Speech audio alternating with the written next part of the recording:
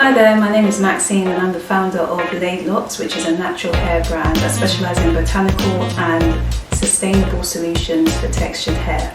We have a natural hair gel and we also have a sustainable edge styler made out of bamboo. For more information you can visit the link in the description box.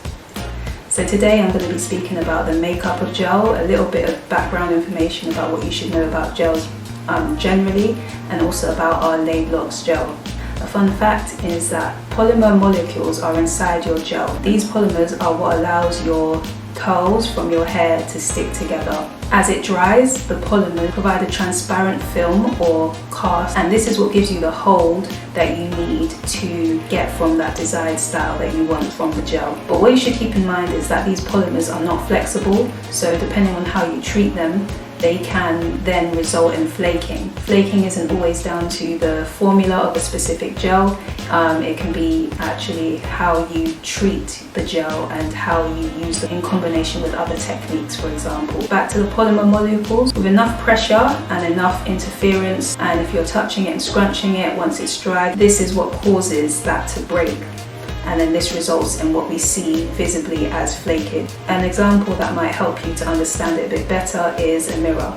For example, when you have a mirror that's put together, perfect and shiny, once you break it, it then shatters into loads of tiny pieces, similar to flakes. So once you've applied a gel, for example, it's all shiny, it's all nice, but the more you touch it, the more you interfere with it, this will increase the opportunity for flakage to appear visibly. And so that leads me on to the segue of how to avoid flaking. Here's a few tips to help you with that. So firstly, we would recommend using gel, and the Laid Locs gel especially, used on freshly washed and conditioned hair.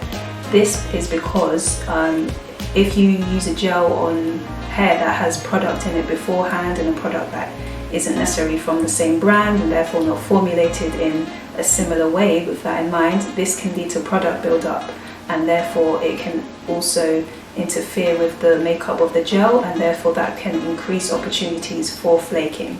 So the Laid Locs gel, we've made it in a way that it's moisturizing enough for you to use directly on your wet hair. So that's the first tip that we have to avoid flaking. The second tip we have is something that was mentioned a bit earlier, is to avoid touching the hair once you've applied the gel. So once you've applied the gel and it's dried out fully, as tempting as it can be, avoid touching your hair. With the Laid Locs gel, there's a property that's foaming, so a little goes a long way, so you don't need to use a lot of the gel to lavish across your hair. Another thing is it works really well with water, so that's why we say to use it on wet hair in particular to get the best results.